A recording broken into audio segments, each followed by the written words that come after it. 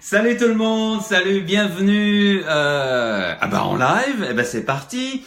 On est parti pour LMV, édition numéro 171 aujourd'hui, avec un grand plaisir de vous retrouver comme d'habitude. Plein de bonnes choses à vous proposer, à partager avec vous, et on fait ce que l'on veut. Aujourd'hui, on fait ce que l'on veut. Surtout, on ne suit pas les autres. On n'est pas un mouton, on ne suit pas ce que dit notre famille, on ne suit pas ce que disent nos amis, on fait ce qu'on veut. Et moi je trouve que c'est une bonne chose. Et c'est comme ça aussi qu'on avance dans la vie. Bon, il faut prendre le temps de suivre les conseils, etc., etc. Là je vous dévoile un petit peu de ce dont je vais parler.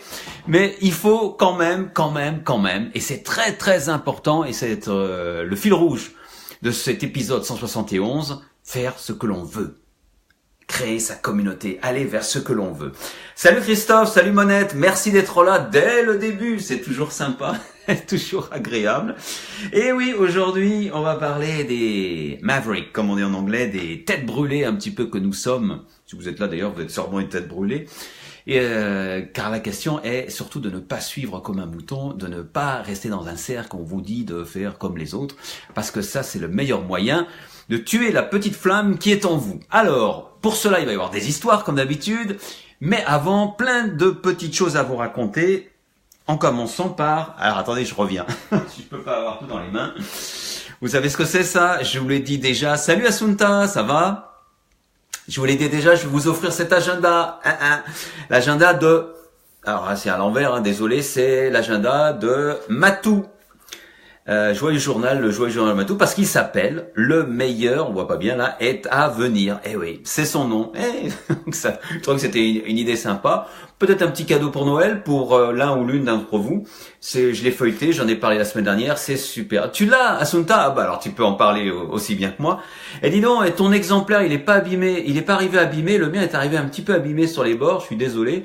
Je vais le renvoyer à un ou une heureuse gagnante, mais il sera un petit peu abîmé sur les bords, c'est dommage. Et j'ai remarqué sur Amazon, il y a beaucoup de personnes qui se plaignaient de ça, que les bords de l'agenda soient un petit peu abîmés, c'est dommage. Mais en tout cas, dedans, il y a plein de bonnes choses, il y a des trucs rigolos. C'est Matou qui a creusé son trou. Ouais, c'est pas très bien trouvé, mais bon, c'est ça, elle fait ce qu'elle veut. On lui a peut-être dit que ses dessins, c'était pas terrible. On lui a peut-être dit que son style, c'était pas un style qui était gagnant. Mais elle a fait ce qu'elle a voulu, et maintenant, elle vit de ses dessins, elle fait même son agenda, et c'est exactement ça. Il est arrivé impeccable, tant mieux pour toi, Assunta, parce que le mien, tu vois, il est un petit peu abîmé sur les bords, c'est pas grand-chose, mais un petit peu écorné, mais c'est pas grave. Alors, ce sera pour l'un ou l'une d'entre vous. Je suis désolé. J'ai pas eu le temps de préparer la question. Vous allez me dire, alors, quel procrastinateur celui-là. Il a eu une semaine, il n'a pas réussi à trouver une question. C'est vrai que j'aurais pu, mais il y a des impératifs dans ma vie comme la sieste, passer du temps en famille, des choses comme ça. Oui. Et puis, il faut que je finisse La femme sans peur numéro 10. Je suis dans les tout derniers chapitres. Et là, c'est un petit peu le rush parce qu'il faut que je le sorte avant Noël. Alors, vous imaginez que ça galope pas mal, mais c'est pour la bonne cause. Et j'espère vous montrer la couverture d'ailleurs du volume 10 bientôt. Mais avant, je vous ferai gagner cet exemplaire. J'allais dire qui sera dédicacé par Matou, mais non, pas du tout, je la connais même pas. Elle doit être sympa. Et en tout cas, ça sera avec beaucoup de plaisir. Donc, restez branchés. La semaine prochaine, promis, je vous poserai la question. Voilà. C'est bien. Ça, c'est réglé. Allez. Salut Maribo, bonjour, ça va bien? J'ai une histoire par rapport à toi. C'est toi qui m'a fait suivre une histoire justement qui correspond bien au thème d'aujourd'hui, qui est de bien se sentir à sa place, ne pas rester dans un cercle nocif, négatif, des choses comme ça. Faire son trou, faire sa trace, je sais pas comment dire, etc. C'est le thème d'aujourd'hui, avec des petites histoires qui vont vous parler de ça. Mais avant, il faut que je vous montre ça. C'est le moment, il y a deux moments suspendus aujourd'hui. Le premier, il est magnifique et comme d'habitude, on le voit pas bien, des branches d'arbres, l'automne, la fin d'un cycle. C'est Catherine Catherine qui a partagé ça. Merci Catherine. Alors c'est Catherine, il y a beaucoup de Catherine, hein, je sais, qui suivent le meilleur est à venir. C'est Catherine L, voilà, pour son nom de famille. Elle se reconnaîtra. Merci beaucoup Catherine, c'est une très belle image, très beau cliché que je vais m'empresser ensuite de mettre sur la page Le meilleur est à venir. Salut Steph, ça va? Christophe, c'est la fin de la fin du volume, du volume 10. Il faut jamais dire ça, Christophe. Oui, c'est la fin d'un cycle, mais il y a toujours des portes ouvertes. Quand on a passé autant de temps avec des personnages, c'est parfois difficile de justement s'en séparer. Mais là, oui, je boucle l'histoire principale pour que beaucoup de personnes, parce que je montre l'image de Catherine, mais je te réponds en même temps, Christophe. Il y a beaucoup de personnes qui achètent les volumes et qui attendent la fin pour commencer à lire les volumes. C'est-à-dire ils ont lu 1, 2 ou 3 volumes. Je connais par exemple Marie, qui est pas là ce soir, mais qui a acheté tous les volumes et qui attend vraiment que le volume 10 pour relire tout d'un coup. Bon, chacun son truc. Voilà. Donc c'est un très beau moment suspendu signé Catherine. Plongez-y vous pendant quelques secondes, pas maintenant. Je vous la mettrai sur Le meilleur est à venir et vous pouvez vous régaler. C'est un magnifique cliché, histoire d'oublier un petit peu son stress, ses soucis, etc. Vous connaissez, on fait ça. Et j'en ai une deuxième. Cette fois-ci signée Sandra, j'allais dire notre Sandra nationale, parce que c'est elle qui a inventé l'expression, enfin pour nous, de moment suspendu. Regardez-moi ça, c'est aussi magnifique. Ça rend pas bien comme d'habitude, mais c'est magnifique. Magnifique. C'est du côté d'Angers. Ah bah Catherine, tu es là. Bah je viens de montrer ta photo. Je sais pas si tu l'as vue. Eh ben, je te remercie encore, hein, Catherine. C'était un magnifique cliché de Feuille d'automne. Et là, c'est le cliché de Sandra qui nous montre, c'est Angers, c'est du côté d'Angers. Et elle a mis un petit texte où elle parlait d'exploration. Elle avait pris une citation de Mark Twain qui disait, je sais plus quoi, mais il faut explorer dans la vie, il faut pas rester sur place. Et elle disait, il y avait un hashtag j'explore. C'est Sandra qui disait ça. Et ben c'est exactement ça cette semaine. Cette semaine, on parle de se sentir à sa place, de ne pas rester dans un cercle nocif, d'aller voir ailleurs. Et c'est ce que fait Sandra dans cette photo. Elle est allée voir ailleurs, elle a peut-être pris un chemin différent et elle a eu cette magnifique vue. Je sais pas, je vais être mauvais en géographie, je sais pas quelle rivière ou quel fleuve passe à Angers, excusez-moi. Si quelqu'un doit le savoir, donc vous allez me le mettre la honte, c'est pas grave. Donc voilà, merci. Donc ces deux clichés, je les mettrai sur la page Le meilleur est à venir. N'hésitez pas à vous abonner si c'est pas déjà fait. Et ensuite, vous pourrez aussi vous plonger. C'est des photos de grande qualité en plus, elles sont très belles. Vous les avez prises, Catherine et Sandra, avec un bel appareil. Je sais pas, elles rendent vraiment bien. Et vous pourrez les regarder en gros. Christophe, quand tu parles... merci Jean-Philippe, Catherine. Oui, Catherine, bravo pour cette belle photo. Quand tu parles de faire son trou, je pense au podcasteur Jean Rivière. Ah oui, Jean Rivière, je connais, et totalement dans cet esprit. Oui, c'est ça, et c'est exactement ça. Salut Raphaël, merci de passer, c'est très gentil. Steph, tiens, c'est drôle, le thème de ce LMV, ça me parle particulièrement puisque j'ai réussi à aller au bout d'une des idées que j'ai eues cet été, faire une vente de bijoux pour Noël, juste pour le plaisir. Je n'ai rien à te dire, Steph. Hats off, chapeau et bravo. C'est exactement ça. Sortir des sentiers battus, faire ce qu'on a envie de faire. Bien sûr, c'est pas toujours possible de prendre un billet et de partir à l'autre bout du monde, mais déjà à notre propre niveau, on peut faire des choses. Et à propos de ça, quand je vous disais que j'avais beaucoup de choses à vous raconter, salut Sylvie. Ça va? Merci d'être de passage. Ce que je veux vous dire, après ce cliché magnifique de Sandra qui nous disait « j'explore », je voulais vous parler de... Alors, de temps en temps, je parle de recueillir des dons. Vous savez, j'ai déjà fait ça plusieurs fois. Et là, je m'adresse plus particulièrement à tous ceux et toutes celles qui écrivent. Écrivains, écrivaines, auteurs. Il y a une opération, alors je vais résumer ça très rapidement. Une petite une petite Thaïlandaise, de 10 ans, lorsqu'elle est née, à 1 mois, sa maison a brûlé. Elle a été grièvement brûlée sur toute une partie de son corps, la moitié de la tête et également sa main qu'elle ne peut pas utiliser. C'est un moignon qui a été brûlé. Et il y a des écrivains français, des auteurs français qui habitent donc en Thaïlande, là où elle est, et il y en a un qui fait partie de sa famille, je crois qu'il s'appelle Marc Lanier. Si vous connaissez pas ses bouquins, eh ben il est auteur indépendant comme nous, et il a décidé avec d'autres d'essayer de faire quelque chose pour elle, parce que c'est pas facile de vivre comme ça, évidemment. Et donc ils ont fait un recueil de fonds pour l'emmener à Paris, faire une opération à l'hôpital Necker. Alors si c'est des opérations lourdes, il faut beaucoup d'argent pour opérer. Les chirurgiens, 2 chirurgiens français dont j'ai pas les noms, le font gratuitement, gracieusement, mais il y a tous les frais de voyage, de vie à Paris, parce qu'il faut qu'il reste plusieurs mois, il y a plusieurs opérations, plusieurs chirurgies qui sont assez lourdes, et donc ils recueillent des fonds. Ils avaient fait un appel aux dons, j'avais participé, mais c'est pas assez, ils n'ont pas recueilli assez, et donc ils sont prêts à toutes les initiatives possibles. Et il y a quelqu'un que je connais bien et que j'apprécie beaucoup sur, vous voyez pas, sur Facebook, qui est une copine. Alors son nom est à l'envers, elle s'appelle Hazel Burry. Elle a décidé d'écrire, de faire un recueil de nouvelles, de le publier avant le 10 décembre, et tout l'argent récolté par ce recueil de nouvelles, irait à la petite Bolt, elle s'appelle Bolt, ça pourrait l'aider, ça l'aidera à justement avoir des fonds pour que ça se passe bien à Paris, pour qu'il y ait assez pour qu'elle puisse vivre et se refaire, renaître en quelque sorte et repartir en Thaïlande, les frais de voyage, etc. Vous avez compris.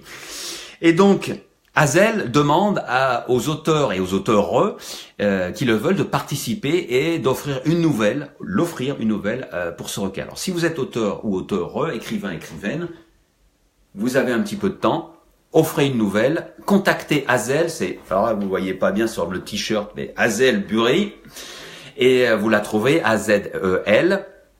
Je vais participer avec une nouvelle, alors n'hésitez pas aussi.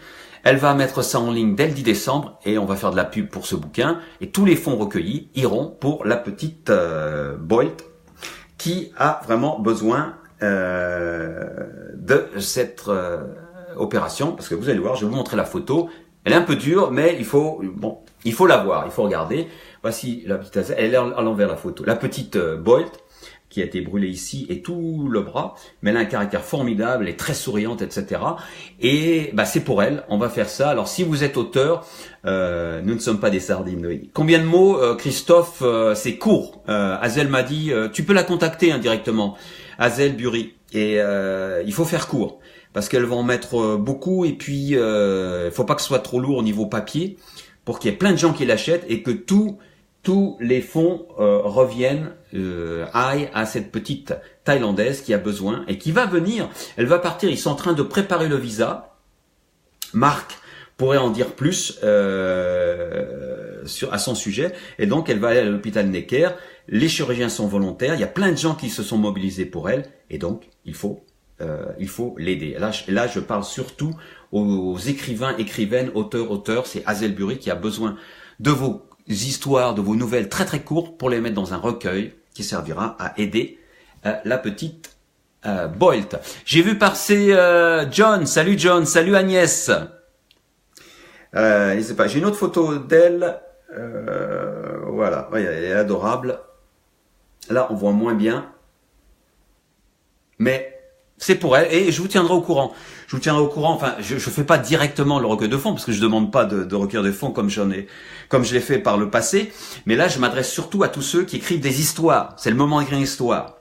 Et de contacter Hazel Burry sur Facebook. Voilà. J'arrête ici. Oui, Agnès, bonjour. Salut Claire, ça va bien? Et donc, qu'est-ce qu'on a fait? On a fait les moments suspendus. On a tout fait. On peut partir. Mais non! Attendez! On va parler thème du jour. On fait ce que l'on veut. On trace son chemin. Je vous ai déjà donné plein d'exemples. Et maintenant, je vais vous parler de 3 histoires. 3 histoires. Il faut pas rester dans le moule. Il faut pas rester dans une communauté qui est nocive, dans quelque chose qui ne vous convient pas. Et on va commencer avec l'histoire c'est pas son histoire directement, mais c'est un exemple. On va parler d'un multimillionnaire qui s'appelle Manoj Bhargava. C'est un indien américain, qui a fait fortune dans les energy drinks, vous savez, un petit peu comme Red Bull, et qui a une fortune. et qui a décidé maintenant de consacrer sa fortune à aider ses compatriotes indiens, donc en Inde. Salut John. Et donc, il a eu une idée, enfin peut-être pas lui exactement, mais son team derrière lui, sa team, il a des gens avec lui. Il a l'idée de créer ce vélo. Tiens, ça me fait penser que j'ai pas fait... Enfin bref. Voilà. D'ailleurs, il a pas l'air rassuré. D'ailleurs, la tête de Manoj là-dessus, bah dites donc les gars, il a pas l'air content. Hein. Mais ce vélo, ce prototype, c'est pas juste pour faire du sport. Et c'est Maribo qui m'a signalé ça, merci à toi. Ce vélo produit de l'électricité. Bon, vous allez me dire, ouais, et alors? Ça fait de l'électricité. Salut Isabelle! Ça fait de l'électricité, mais attention! Si vous faites 1 heure de vélo, comme Manoj dans sa démonstration et qui a l'air de fatigué quand même, là, hein, vous voyez, il y en a marre. Si vous faites 1 heure de vélo, l'électricité produite va dans une batterie, et cette batterie vous fournira de l'électricité pendant 24 heures pour votre maison. Alors ça paraît incroyable. Donc, c'est quand même super. C'est-à-dire que vous pédalez pendant 1 heure. Alors si vous êtes une famille, c'est bien. Vous partagez, vous faites un quart d'heure chacun, ou même vous faites du sport. Et vous avez l'électricité pour 24 heures. Adieu EDF.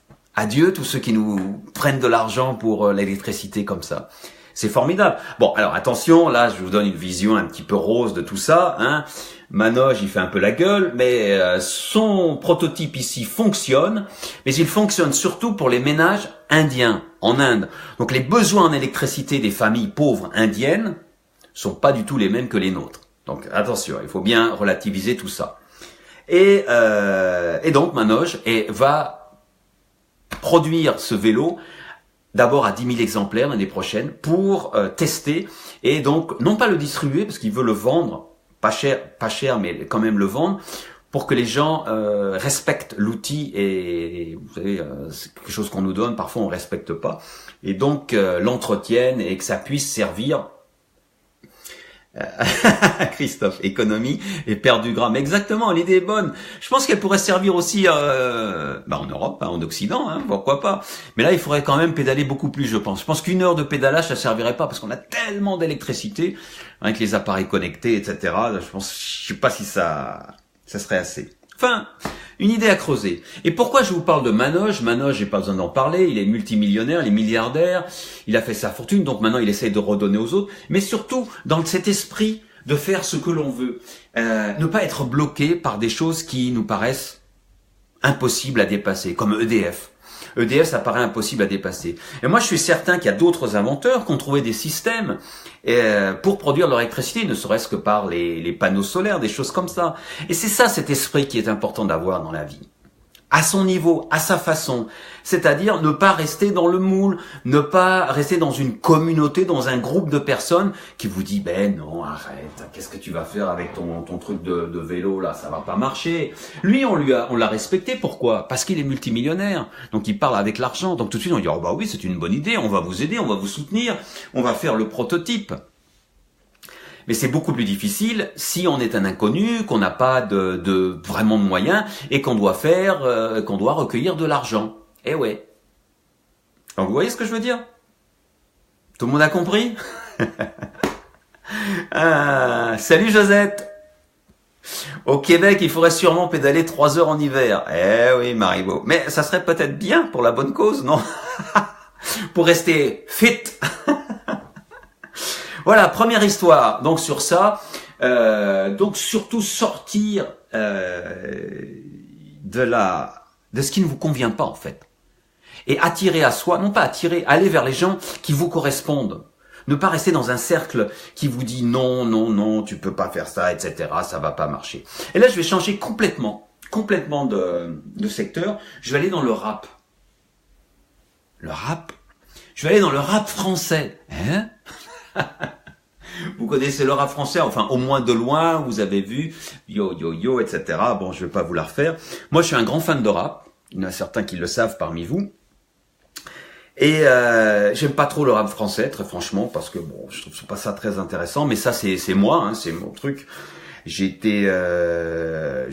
J'apprécie plus le rap américain et pas tout, bien sûr, vous imaginez.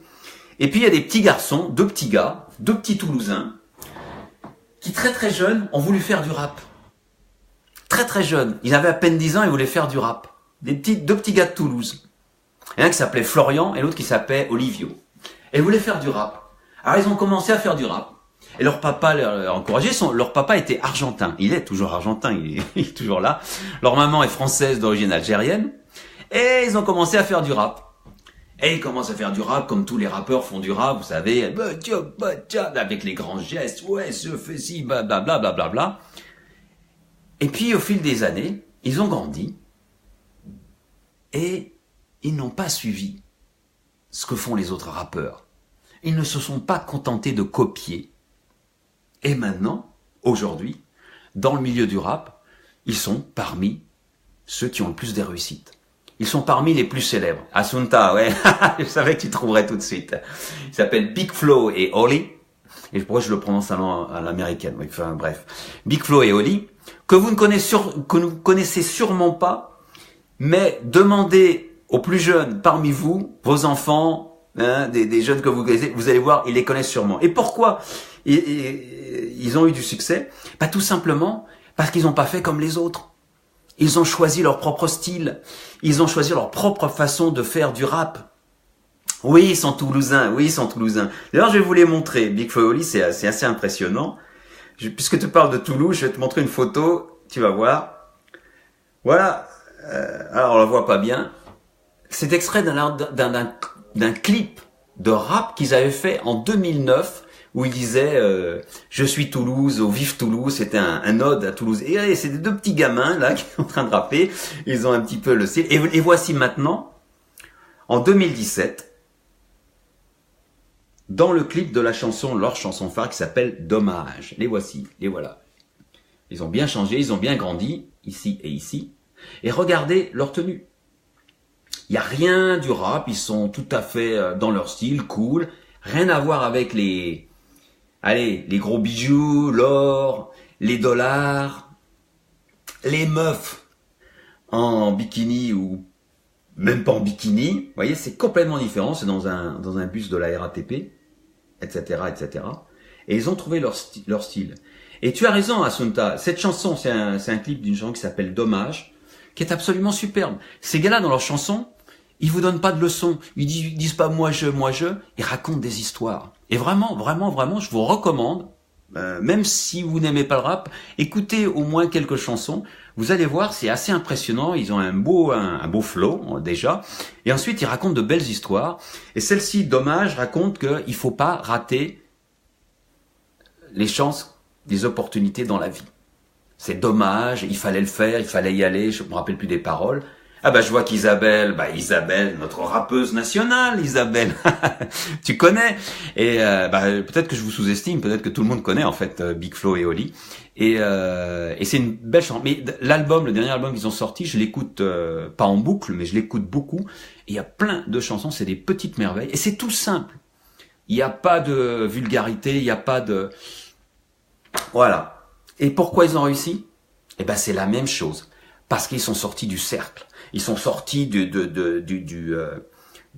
blocage du monde du rap où il faut être à chaque fois peut-être vulgaire, peut-être avec des chaînes en or, peut-être avec de l'argent. Bon, chacun fait ce qu'il veut, avec une tenue spécifique qui correspond au rappeur. Non, ils ont trouvé leur style et ils ont trouvé leur voix. Et aujourd'hui, ce sont eux qui ont le plus de succès au niveau du rap en France.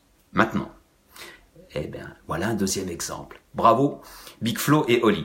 Merci pour le lien, j'allais le dire. Merci pour le lien. Allez voir le clip, il est dans les commentaires grâce à Assunta. Et vous verrez que ces deux petits gars de Toulouse, ils font de belles choses. Et dans tous les domaines, c'est possible. Il est toujours possible d'inventer.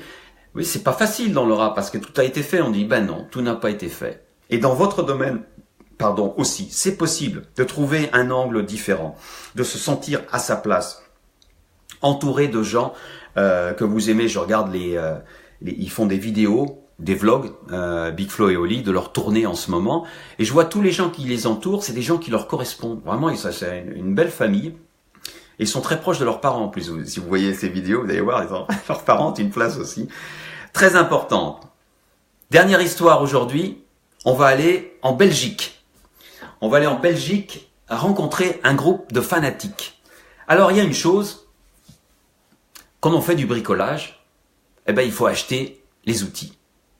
Eh ouais, vous voulez une perceuse, vous voulez faire une scie sauteuse, j'y connais rien en bricolage, vous voulez faire, je sais pas, une lamelleuse, je sais un truc, une tronçonneuse, voilà, il vous faut acheter tout ça. Et ça coûte de l'argent. Et ça prend de la place. Et on n'utilise pratiquement jamais. Et en plus, après, ça fait encore plus de garbage, de poubelle. Ça va dans la poubelle et ça pollue un petit peu plus la planète. Un groupe de Belges a une idée superbe, toute simple. Est-ce que vous connaissez le principe de la bibliothèque municipale, on va dire? Vous connaissez ça, hein? On va à la bibliothèque, on a une cotisation et on peut emprunter les livres comme on veut. Eh ben, ces Belges ont eu cette superbe idée de faire la même chose, mais avec les outils. L'idée, ça s'appelle Tournevis, c'est à Bruxelles, et l'idée, c'est qu'on paye une cotisation de 20 € et on peut venir emprunter tous les outils que l'on veut pour faire un travail chez soi, etc., pour bricoler. Et ça, c'est génial. C'est génial pour plusieurs raisons. Donc, on fait des économies, on n'a pas besoin d'acheter les outils. Deuxièmement, ça libère de l'espace chez soi. Et troisièmement, on pollue pas la nature parce que ces outils qu'on utilise, au bout d'un moment, on va les jeter. Donc, ces outils sont toujours réutilisés. Et donc, c'est bien pour la planète. C'est génial. Alors, pourquoi ils ont fait ça? Parce qu'ils en avaient marre, justement, de tous ces problèmes liés à la nature, à tout ce qu'on jette et qui ne fait que polluer. Mais pourquoi j'en parle aujourd'hui? Parce que on est dans une société de consommation. Et là, Noël approche. Et évidemment, on va offrir des perceuses, des scies sauteuses, des tournevis, des je sais pas quoi, des outils. Parce qu'on veut faire plaisir. Mais aussi parce que le marketing bien fait des compagnies veut que vous achetiez. Et faire ce que l'on veut, c'est ne pas faire ce qui est dit dans la publicité. Surtout pour Noël. Et c'est pour ça que je tenais à saluer Tournevis, cette association bruxelloise, qui est allée à l'encontre de ce qui se faisait, qui a trouvé une nouvelle manière de faire du bricolage, parce qu'en plus ils font des cours, si vous voulez apprendre à utiliser une scie sauteuse par exemple, eh ben ils font des cours pour ça également. Donc c'est vraiment génial, faire ce que l'on veut, s'entourer de gens qui correspondent à votre esprit, parce que vous pensez bien que tous les gens qui vont à Tournevis, eh ben ils sont comme vous, ils respectent la nature, ils ont envie de bricoler, ils ont envie de passer un bon moment, et donc c'est génial. Salut Sigyn. Voilà, c'est tout. Donc faire ce que l'on veut, s'entourer de gens qui nous correspondent, et la vie sera tellement meilleure. Surtout, ne pas rester autour des gens qui vous disent « tu n'y arriveras pas, tu pourras pas le faire, je pense que c'est pas une bonne idée, etc. etc. » Bien sûr, il faut écouter les conseils, mais autrement, il faut pas rester. Et vous savez quoi? L'air de rien, ça fait 27, presque 30 minutes qu'on est là, et je vous ai cité aucune blague. J'ai complètement zappé la page des blagues, tant pis. Tant pis. Il n'y en aura pas, tous les traits d'humour que vous avez partagés, il y en avait d'excellents. Il n'y en aura pas cette semaine. On va se quitter avec la citation du jour. Alors, elle est en anglais. Hein. Je vais vous la traduire parce que sinon quoi? Sinon rien du tout. Hein. Cutting people out of my life doesn't mean I hate them. It means I respect them. Myself. Oh le lapsus.